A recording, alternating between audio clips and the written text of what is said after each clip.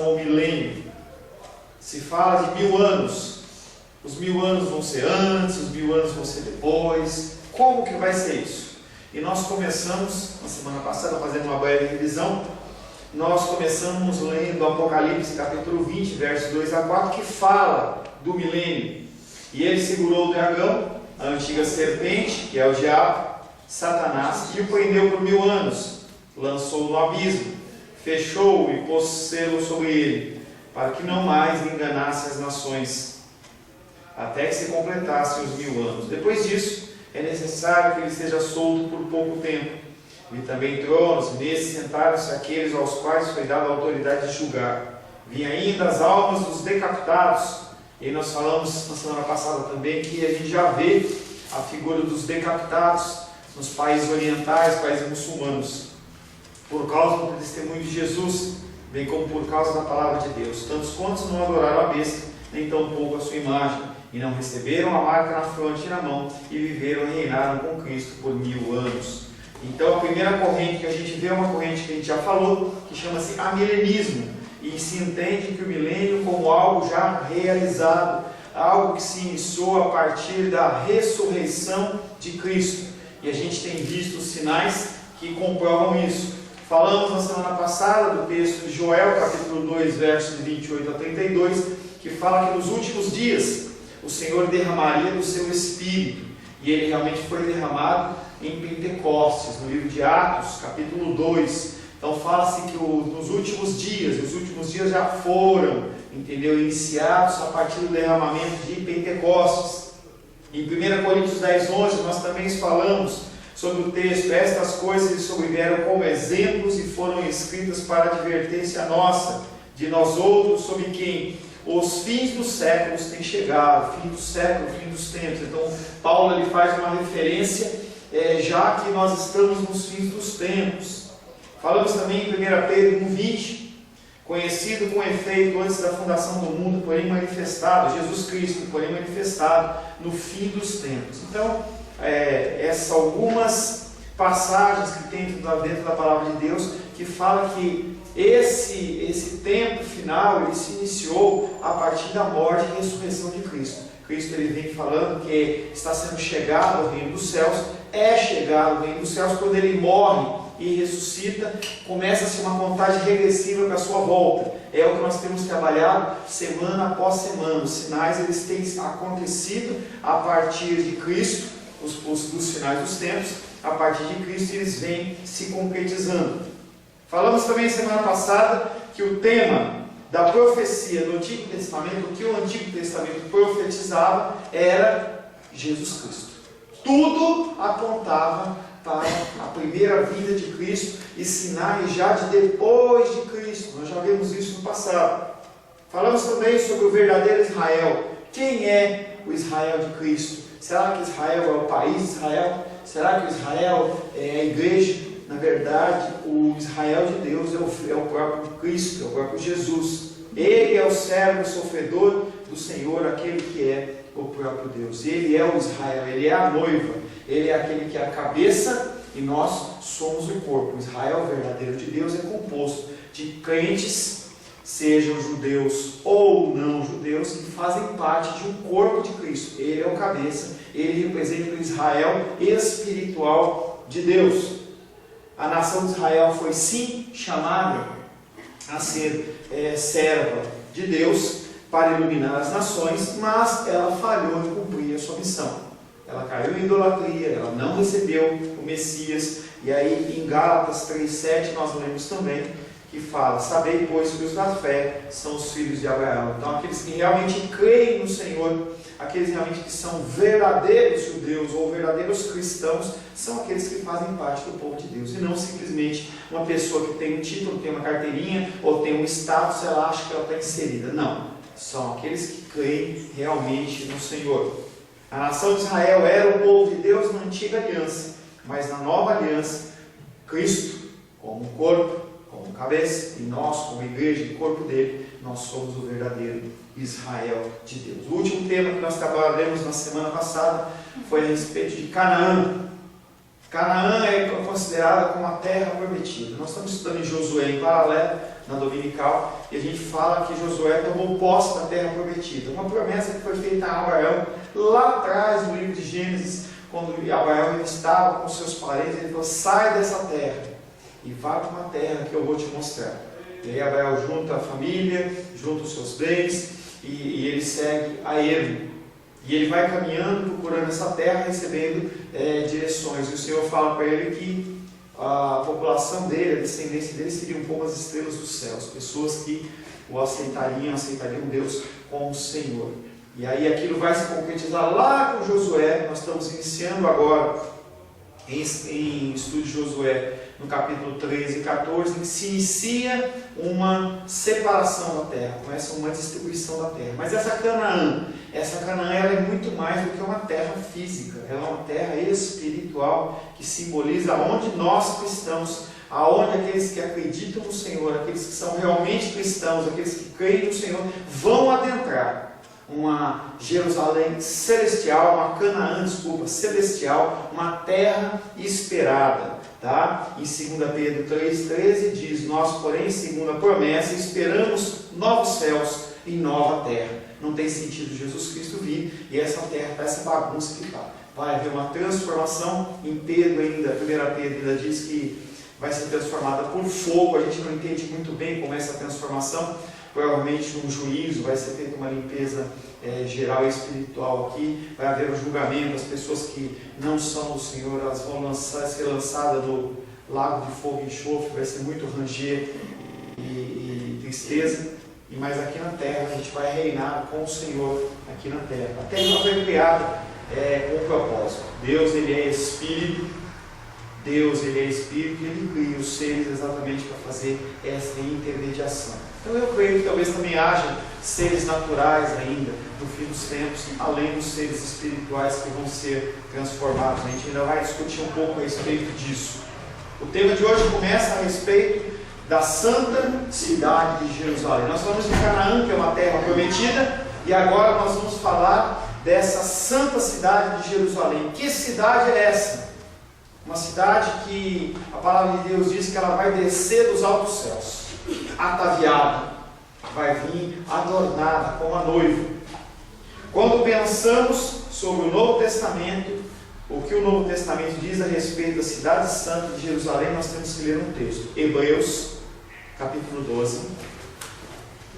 Eu passei rapidamente porque isso foi o que nós falamos na semana passada, só para você se sintonizar. Hebreus, capítulo 12.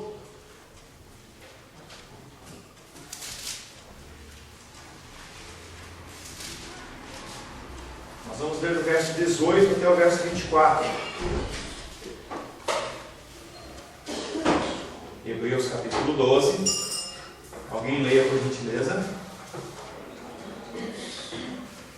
Ora, não tens chegado ao fogo palpável e ardente, e à escuridão, e às trevas, e à tempestade, e ao clamor da trombeta, e ao som de palavras tais, e quantos o ouviram suplicaram que não se lhes falasse mais, pois já não suportavam o que lhes era ordenado. Até o animal, se tocar o monte, será apedrejado. Na verdade, de tal modo era horrível o espetáculo, que Moisés disse: sinto-me aterrado e tremo. Mas tende chegado ao monte Sião, e à cidade do Deus vivo, a Jerusalém celestial, e a incontáveis hostes de anjos, e a universal assembleia, e a igreja dos primogênitos arrolados nos céus, e a Deus, o juiz de todos, e os espíritos dos justos aperfeiçoados. A Jesus, o mediador da nova aliança, ao sangue da aspersão que fala coisas superiores ao que fala o próprio Abel. Essa foi uma cena. Eu fiz uma bola Eu vi. Essa foi uma cena terrível. Essa cena que é descrita em Hebreus, mas que na verdade ela começou lá no deserto, quando o povo estava fazendo a primeira aliança com Deus. Aquele monte Sinai que estava pegando fogo, e E as pessoas, elas morriam de medo de se achegar ao Monte Sinai. E aí a palavra de Deus diz que era um fogo palpável e ardente. É como se o fogo você pudesse pegá-lo. E a escuridão, e as trevas, e a tempestade, e o toque ou o clangor da trombeta. E as pessoas, Moisés, por exemplo, sentiu-se aterrado, morrendo de medo. Morrendo de medo. Aquela foi uma cena terrível. A própria voz de Deus. Se você desse um passo em falso, se você estivesse em pecado e você se aproximasse do monte de Deus, a pessoa morreria. O próprio Moisés, o líder com quem Deus havia falado face a face, estava morrendo de medo. Ele que tinha contato com Deus, estava morrendo de medo. Mas será que a gente tem que reagir assim em relação à Nova Jerusalém? A Nova Jerusalém que nós vamos fazer parte? Se nós reagirmos com medo, nós não vamos ver.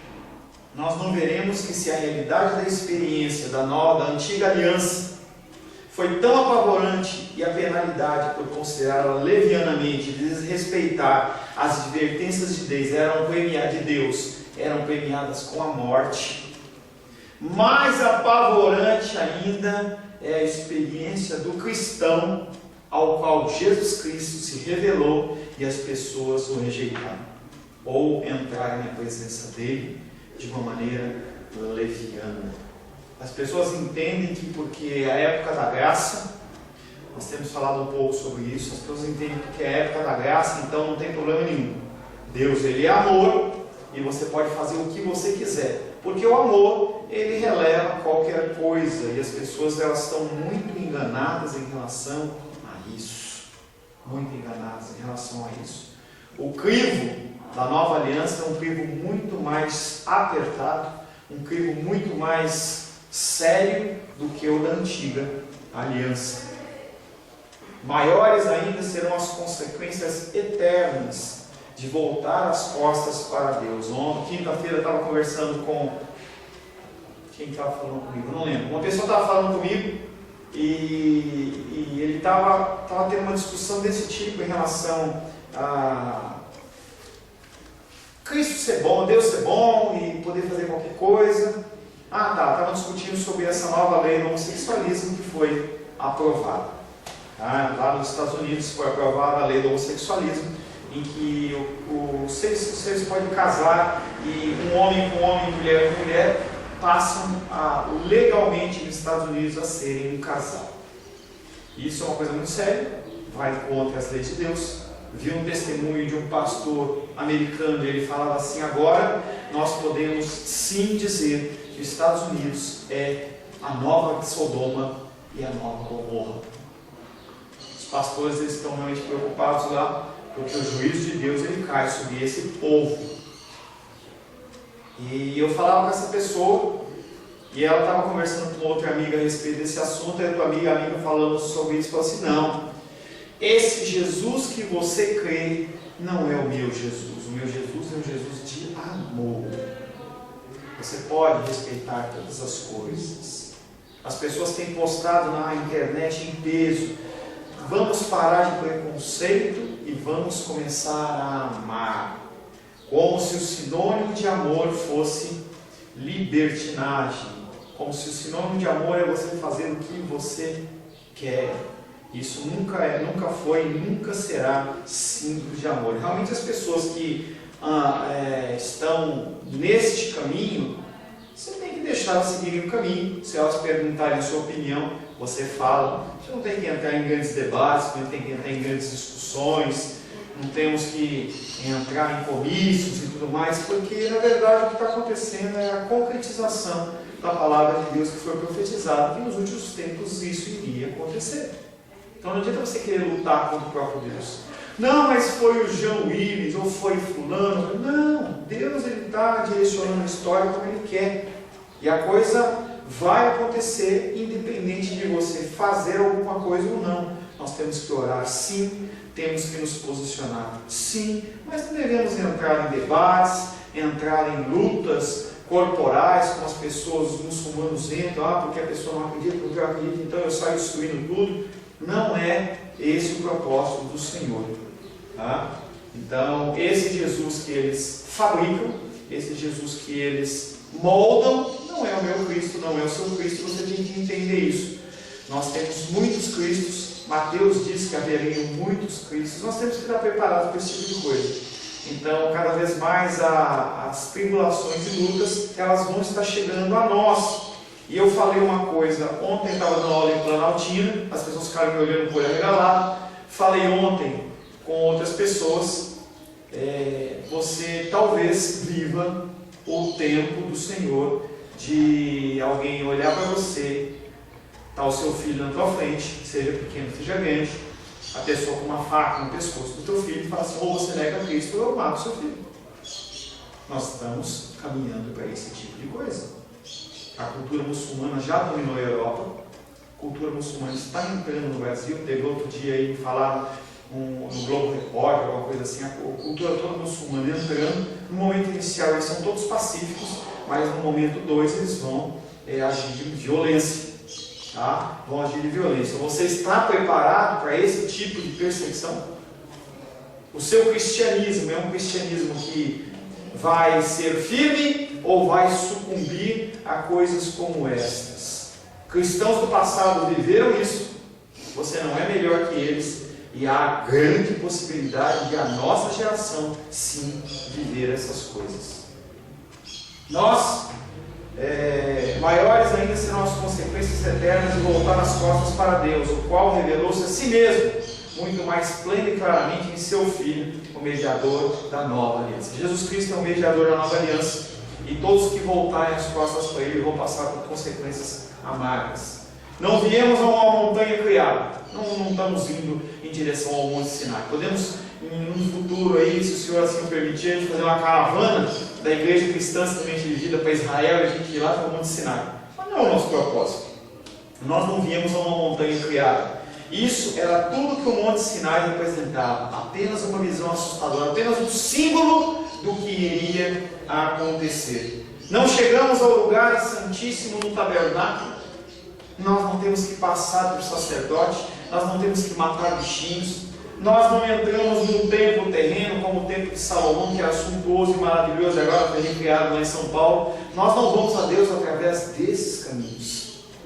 Nós viemos a um verdadeiro lugar santíssimo, à presença do próprio Deus. Nós estamos indo ao trono celestial de Deus, o verdadeiro e eterno Monte Sião, que é chamado Jesus Cristo. Jesus Cristo que é o verdadeiro Israel de Deus. Jesus Cristo que é o mediador da nova aliança. É aquele que possibilita que eu e você entremos na presença do grande Deus vivo, sem intermediários, sem sacrifícios, sem lugares especiais. É isso aqui onde nós estamos, é apenas um lugar, já tenho falado isso, pode amanhã virar uma pizzaria, pode virar uma boate, não tem nenhuma santidade aqui. A santidade ela habita no meu coração e no seu coração a partir do momento em que Cristo habita nele. Apenas isso. Se o Espírito Santo está dentro do seu coração, você é um tabernáculo de adoração ao Senhor. Se Ele não habita, você é mais do que esse lugar, cadeiras, mesas, não tem nada santo aqui, não tem nada de santificado. Essas cadeiras aqui não são, são consagradas ao Senhor com a utilização dele, porque Ele nos deu, mas não tem nada de especial. Esse púlpito, nada de especial. Jesus Cristo Ele não veio para resgatar móveis, não veio para resgatar imóveis, Ele não veio para consagrar coisas, mas Ele está preocupado com vidas. Almas e vidas são o importante. A distinção bíblica entre a Jerusalém terrestre, aquela que foi destruída nos anos 70 depois de Cristo, e a celestial, ela não é literal. Você não tem que se preocupar em procurar detalhes na Jerusalém, se ela tem parede assim, dessa cor. Você não tem que se preocupar com isso, tem que se preocupar com a parte espiritual. A diferença é entre a cópia, entre aquilo que era o modelo, a maquete e a verdadeiro Israel de Deus, que é Jesus Cristo. Hebreus capítulo 9, versos 23 e 24. Hebreus 9. Tem muita gente preocupada com a Jerusalém física, em construir templo. Pessoas estão preocupadas em construir grandes mega templos, para ter um lugar especial, para que Deus possa habitar. Igrejas usam denominações, aqui habita Deus, aqui Deus é adorado. Na verdade, em qualquer lugar onde haja um cristão cheio do Espírito Santo, Deus ele é adorado. Hebreus capítulo 9, versos 23 e 24. Pode ler, por favor, Rubens. Hebreus capítulo 9, versos 23 e 24. Era necessário, portanto, que as figuras das coisas que se acham nos céus se purificassem com tais sacrifícios, mas as próprias coisas celestiais com sacrifício a eles superiores. Porque Cristo não entrou em santuário feito por mãos, figuras do verdadeiro, porém no mesmo céu, para comparecer agora por nós diante de Deus. Era necessário, portanto, que as figuras das coisas, os modelos das coisas, as coisas que eram como que a maquete, o exemplo, não está falando do real, que se acham nos céus, tinham que ser purificadas através de sangue.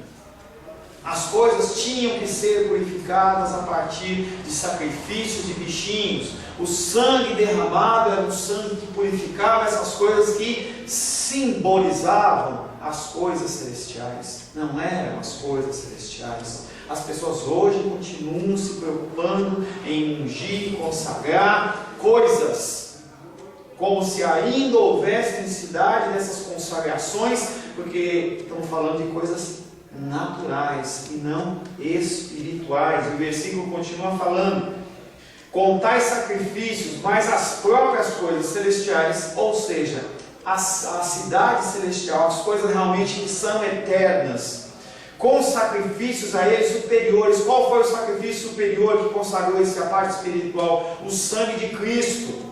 E essas coisas que foram consagradas é a minha vida e a sua vida, templos do Espírito Santo. Porque Cristo, Ele não entrou num santuário feito por mãos. Eu respeito os nossos conhecidos católicos, que tem lá a capelinha, tem lá o negocinho, o altarzinho. Mas Cristo, Ele não entrou em santuários feitos por mãos. Não adianta você querer talhar alguma coisa na pedra e colocar uma imagem lá e achar que Deus está lá. Não está. Cristo não entrou em santuários feitos por mãos. Por isso eu vou sair quebrando? Não vou sair quebrando. Tem pessoas que entram no radicalismo e saem quebrando, batendo e fazendo aquela bagunça tal. Gera muito mais confusão do que amor. A gente estava aqui ontem estudando um pouco a palavra, e aí a igreja atrás estava aquela gritaria, aquela barulheira, e eu falei assim para o pessoal, falei assim, imagina uma pessoa que trabalha a semana inteira, pega a tarde para dar um cochilo, tarde da sábado à tarde, e aquela gritaria, aquele negócio como se fosse trazer o Espírito Santo ou expulsar demônio a partir do tom da sua voz. Aqui a gente estava aqui dentro da igreja e era insuportável a altura que estava. Imagina as pessoas que moravam lá naquele lugar. Então as pessoas elas continuam achando que as coisas são das antigas. Cristo não entrou em santuário feito por mãos, figura do verdadeiro, porém no mesmo céu, para comparecer agora por nós diante de Deus. Pense na ênfase de João sobre o verdadeiro em seu evangelho. Jesus é a videira verdadeira, a verdadeira luz, a verdadeiro pão, a verdadeira fonte de águas vivas. A gente tem falado isso também. Havia um maná do deserto, que era o pão que desceu do céu, mas Jesus Cristo é o verdadeiro pão que desceu do céu. A água manava das rochas, mas Ele é a fonte de águas vivas. Havia uma Jerusalém física, mas Ele é a Jerusalém especial, a definitiva, o verdadeiro. Jesus é a realidade para a qual apontava uma videira. Ele é a videira verdadeira.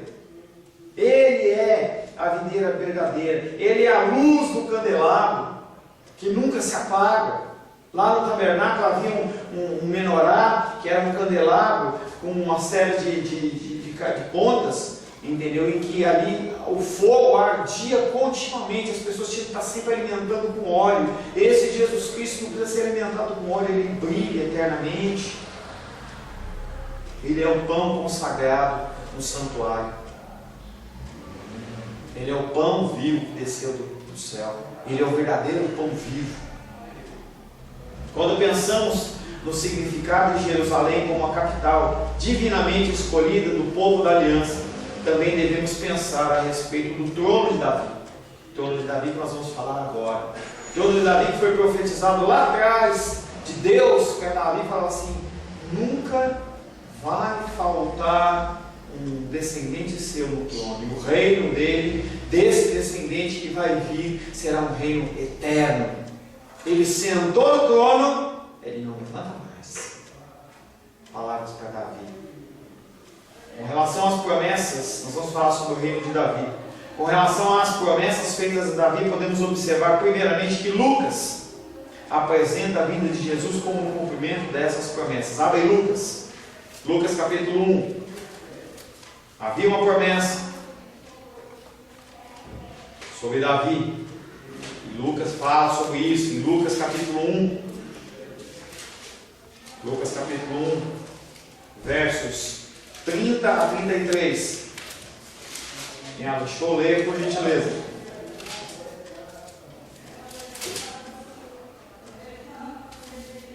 Mas o anjo lhe disse: Maria, não temas, porque achaste graça diante de Deus. Eis que conceberás e darás à luz um filho, a quem chamarás pelo nome de Jesus. Até onde? 33. Este será grande e será chamado Filho do Altíssimo. Deus, o Senhor, lhe dará o trono de Davi, seu pai. Ele reinará para sempre sobre a casa de Jacó, e o seu reinado não terá fim. Este será grande, Jesus Cristo, este será grande, será chamado Filho do Altíssimo, Deus, o Senhor, e Deus lhe dará o trono de Davi.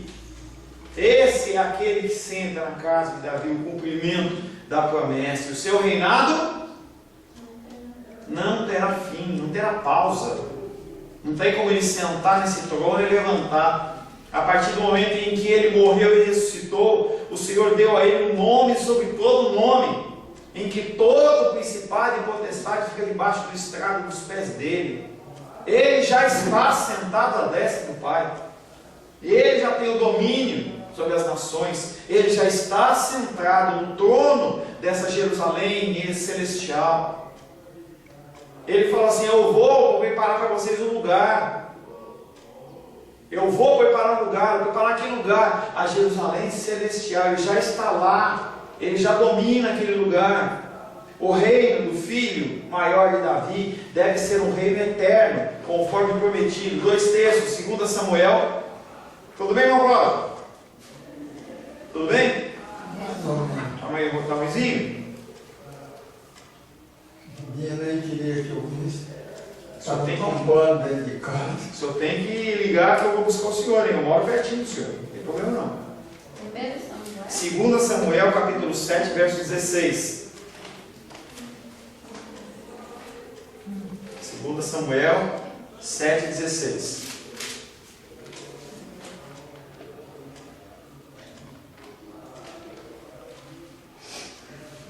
Porém, pode ler.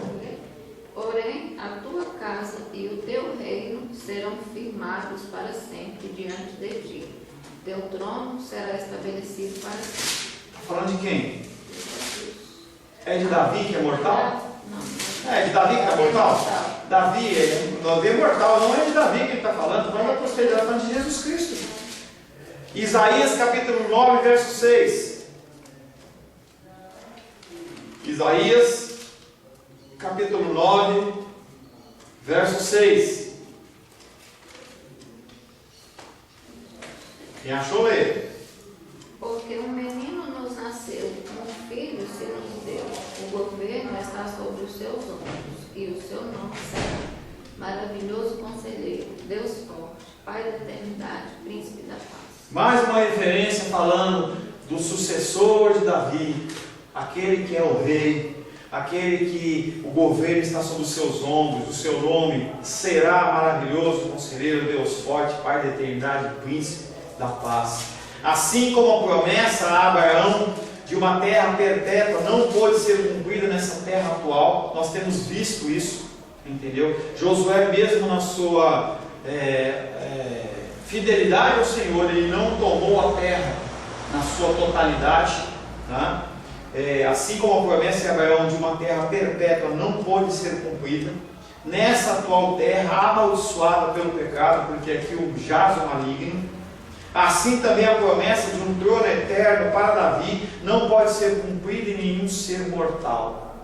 Essa promessa de que o sucessor de Davi, que reinaria para sempre, é um ser humano, nem possível. É Jesus Cristo. No livro de Atos, o apóstolo Pedro vê o cumprimento do texto que Arro leu, 2 Samuel 7,16, que o reino está firmado para sempre, seu trono será estabelecido para sempre. Ele vê, o apóstolo Pedro vê isso aí na ressurreição de Jesus. Ele vê aquele texto que aconteceu lá atrás em Samuel. Ele vê esse texto lá atrás de Samuel e fala assim: não, isso já aconteceu. Atos capítulo 2, versos 30 e 31. Achou, irmão Cláudio? Você acha, ler? Atos dos Apóstolos capítulo 2, versos 30 e 31.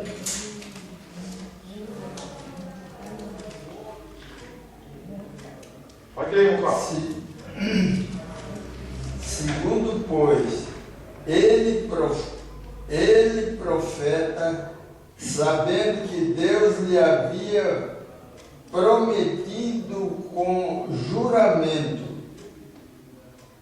que do fruto dos seus lombos, segundo a carne, levantaria o Cristo para assentar sobre o seu trono. 31. Nesta previsão, disse da ressurreição de Cristo que a sua alma não foi deixada no Hades, nem a sua carne viu a corrupção. Sendo, pois, profeta e sabendo que Deus lhe havia jurado que um dos seus descendentes se assentaria no seu trono, prevendo isso, referiu-se à ressurreição de Cristo, que nem foi deixado na morte, nem o seu corpo experimentou corrupção. Jesus Cristo não ficou morto, Jesus Cristo não teve a sua carne deteriorada, não conheceu o pecado, e ele era aquele que ia ser levantado pelo Senhor, sim, como carne, 100% homem e 100% Deus, para assumir o reinado de Davi. Mas ele, Davi, era um profeta e sabia que Deus lhe prometera sob juramento que colocaria um dos seus descendentes em seu trono. Quando Deus fala para Davi, ele tinha certeza que aquilo ia acontecer. Talvez ele tivesse uma visão limitada, pensando em Salomão, pensando nos outros descendentes, mas ele sabia que o Senhor iria cumprir a promessa dele. Prevendo isso, ele falou da ressurreição de Cristo, Samuel. Falamos sobre o reino de Davi. Vamos falar agora sobre o templo de Deus. Há necessidade de se construir um templo para Deus habitar? Se você lembrar no Antigo Testamento, o povo morria de vontade de construir uma casa para Deus. E Deus não queria. Quando foi no deserto, Deus criou o tabernáculo, uma coisa simples, simbólica. Sabia que o ser humano precisava de algo mais real e mais concreto. E aí ele idealiza o tabernáculo, algo que nasceu do coração do Senhor e foi construído sob normas rigorosas do que deveria ser a altura. Você não poderia substituir uma coisa, porque tudo aquilo simbolizava algo maior, que era Cristo. Todo tabernáculo simbolizava Cristo de alguma maneira.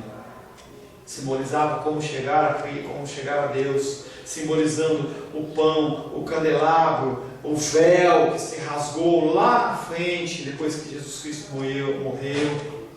Todos simples, mas o ser humano sempre quis alguma coisa concreta. Sempre quis.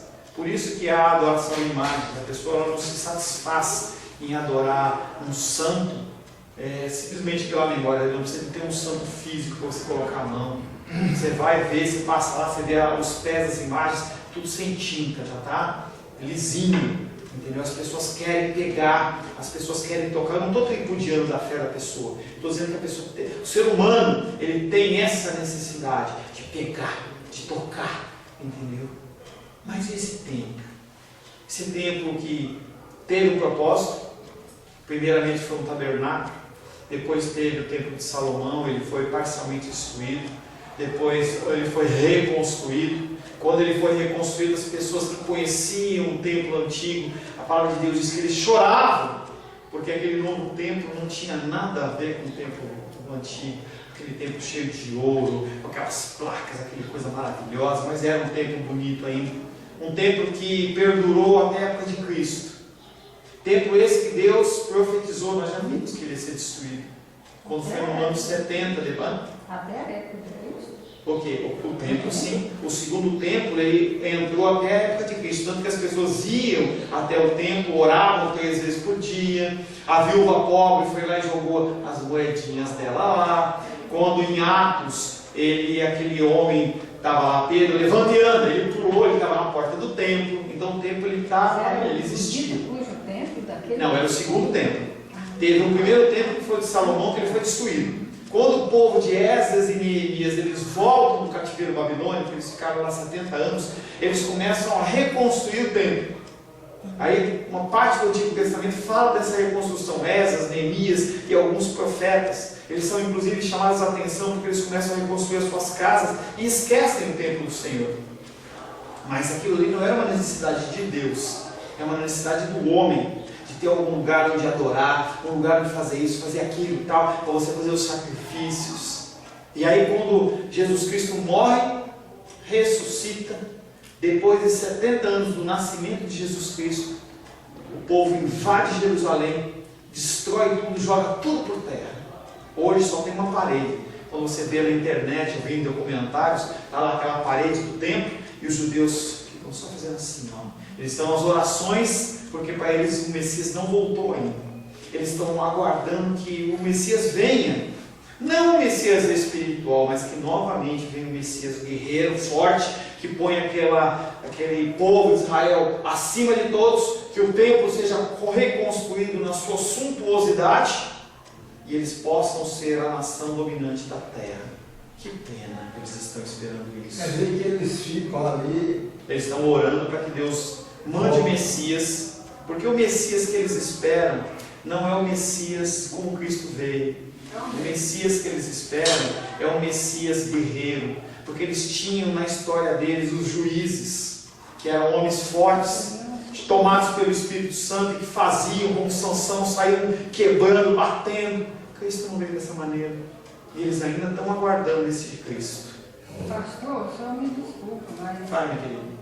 essa história da gente dizer que é que eles estão pedindo lá não é uma suposição, não? Não, eles estão aguardando a reconstrução do templo, por isso Não, que eles colocam. Mas assim, que eles estão pedindo que venha um Jesus. Não, eles esperam a vinda do Messias. Sim. A vinda do Messias que eles aguardam é o Messias que venha virar o jogo, porque eles querem estabelecer a adoração a Deus dentro dos princípios que eles aprenderam com Moisés. Eles querem retomar aquilo. Eles querem um líder. O Messias bravo.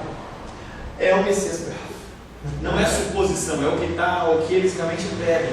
Que aquele templo, que só tem a parede agora, que é o símbolo que eles têm do passado, possa ser um templo restaurado e reconstruído. Há uma organização lá em Israel que ela é comissionada com esse objetivo. Já tem no museu, eu não vi, pessoas que eu conheço já foram lá e falaram que viram, que você tem lá o candelabro de ouro, você tem as vestes dos sacerdotes, tudo preparado, só não está o templo construído, mas todos os elementos do templo, eles já estão prontos, guardados, feitos com ouro, encarvejado, aqueles negócios, tudo aquilo do Antigo Testamento está tudo prontinho, aguardando apenas a vinda do Messias, para que haja a reconstrução do templo e toda aquela opulência do povo de Israel, ela possa novamente vir à voga, vir à tona. Eles aguardam isso, tá? Quer falar uma coisa? Templo de Deus. Vamos ver se a gente consegue acabar o templo de Deus. Muito se fala do Antigo Testamento do templo de Deus. Vai ser uma coisa bonita. Isso aí eu não tenho a menor dúvida. O tema principal do quadro profético do que Deus prometeu fazer nos dias do Messias é o fato de que ele restauraria o seu povo às bênçãos anteriores. Mas essa não é toda a história. Não só no Novo Testamento, mas nos profetas do Antigo Testamento é revelado que o cumprimento das bênçãos da nova aliança, elas seriam muito maiores. Nem olhos viram, nem ouvidos ouviram o que Deus tem preparado para aqueles que creem nele. Só que aquele povo continua pensando nas coisas do passado. As pessoas continuam pensando na glória do passado. Eles querem as bênçãos do passado. É isso que eles estão aguardando. As pessoas hoje, do Novo Testamento, do cristianismo que a gente vive hoje, elas vivem no passado. Eles estão preocupados em uma restituição das coisas do passado. As pessoas cantam isso. Restitui, eu quero de volta o que é meu. As pessoas não estão esperando. O melhor de Deus ainda está por vir. O melhor de Deus é Cristo, filho. Não tem melhor, não tem nada melhor que Deus possa dar para você. Mas as pessoas, elas querem restituição financeira, restituição material. Não que você não possa ter, não seja lícito você querer buscar essas coisas. Não estou falando isso. Eu estou falando que há coisas que Cristo vem trazer que são muito excelentes, muito maiores do que isso, muito mais preciosas do que isso. E as pessoas, elas estão preocupadas com o material. Por que a teologia da prosperidade hoje ela está tão avançada? Por que as igrejas estão lotadas de pessoas em que um pastor ele chega e fala assim: olha, você traz o seu salário e deposita aqui. Você não está entregando para mim, não. Você está entregando para Deus. Quando você for orar para Deus, você não fica aquela vozinha: oh Deus, entro na tua presença, por favor me abençoe. Não! Você tem que chegar para Deus e falar: Deus, eu te dei 1.000, você é obrigado a me dar 10.000. Você tem que entrar e exigir de Deus, colocar Deus contra a parede. E as pessoas estão numa igreja como essa, 5.000 pessoas ouvindo isso. Eu não acredito. Depois eu passo o link para a senhora assistir. As pessoas, 5.000 pessoas ali. E as pessoas estão ali falando assim: é isso que eu quero. É isso que eu quero. Exigir de Deus. Exigir de Deus. O termo é colocar Deus contra a parede. As pessoas, elas não querem e não estão preocupadas com o espiritual. Elas querem viver o aqui e agora. Eu quero ser feliz. Eu quero ter as minhas necessidades satisfeitas. Eu quero que os meus desejos sejam satisfeitos. Volto a falar, já falei desse pastor. Outro pastor olha e fala assim: se você entrega a sua oferta na casa de Deus, se você entrega o dízimo na casa de Deus, você não está querendo algo em troca, você é um otário. E as pessoas estão lá aplaudindo, falando assim: esse é o líder que eu quero. Se eu parar uma Mercedes-Benz bem na porta, a pessoa vai falar assim: essa igreja é uma igreja rica. As pessoas olham para as pessoas que são humildes, e essas pessoas, elas não são abençoadas de Deus, porque elas não têm. Deus está muito mais preocupado com pessoas do que coisas. E os judeus ainda estão aguardando o retorno desse Messias para trazer a eles as vitórias do passado, porque Israel, ele era temido. Ele era um povo que entrava na terra e as pessoas tremiam de medo. A gente tem lido em Josué: as pessoas tremem de medo, simplesmente porque eles querem as coisas do passado. O Senhor Jesus Cristo, ele tem muito mais para mim, muito mais para você. Pode ser bênçãos materiais? Pode. Pode ser riquezas? Pode. Pode ser saúde? Pode. Pode ser a saúde emocional, a sua família, aos pés do Senhor, a sua família bem? Pode. Mas ele tem muito mais que isso. Jesus Cristo, ele não é somente a Bíblia. Ele excede a Bíblia. Se você falar que Jesus Cristo é apenas a Bíblia, você está limitando aquele pela qual a voz é uma voz criadora. Através dele foram criados terras, céus, mares e tudo que nele há. A força criadora de Deus. Jesus Cristo é a Bíblia, é a palavra de Deus, mas Ele é muito mais. Ele tem muito mais a oferecer. As bênçãos que o Senhor tem para mim e para você são bênçãos que excedem o dinheiro, o saldo bancário, excedem o que é a tua saúde, excedem o financeiro e o material. O Senhor, Ele tem coisas excelentemente maiores. Amém? Você já pensou se, como diz o velho provérbio, a voz do povo é a voz de Deus? Isso é um provérbio humano e nunca foi de Deus. Não. Porque quando você fala que a voz do povo é a voz de Deus, é como se, dependendo da ótica que você olha, você vai falar assim: meu Deus, ele se move segundo o que a maioria quer. Tem muito pastor fazendo isso. Já pensou se... Eu vejo qualquer dificuldade da igreja aqui, ou então eu passo até um questionário: o que você quer ouvir? Aí eu vou pegar em cima do que você quer. Aí você chega, você está com uma dificuldade emocional, física, financeira. Eu pego em cima daquilo, seu coração se enche de alegria. E o que isso tem a ver com Deus? Às vezes Já nada. pensou se Deus fosse ouvir a voz do povo? Ontem estava lá sapeando a televisão e estava passando um jogo lá na Copa América, Brasil contra Paraguai. Aí o povo começou a se ajoelhar. Vamos rezar, vamos orar. Você acha que Deus está preocupado com isso? Tanto tem cristão paraguaio, como tem cristão brasileiro. Por que Deus vai privilegiar o outro? Mas o povo, eles acham que Deus, Ele do alto e sublime trono dele, ele vai falar assim: não, agora eu vou parar tudo que eu tenho que fazer para eu assistir o jogo do Brasil e Paraguai, e como está nos pênaltis, eu vou privilegiar um ou outro, porque esse rezou mais. Quantos estão rezando? Aqui tem 1 milhão, aqui tem 10. Opa! Isso aí é cultura grega, hein? Precisava de adoração. Atendeu a maioria. Deus não está preocupado com isso, as pessoas não entendem. Deus está preocupado com vidas, com almas, com pessoas. Amém, queridos? Vamos para o nosso intervalo, curtinho para a gente voltar. Jesus, ele se entristeceu, né, pastor? Quando ele entrou em Jerusalém, ele chorou, porque os que ele vieram porque eram seus e os seus o rejeitaram. Jerusalém, ele fala assim: Jerusalém, Jerusalém, que mata os profetas, e rejeitaram ele.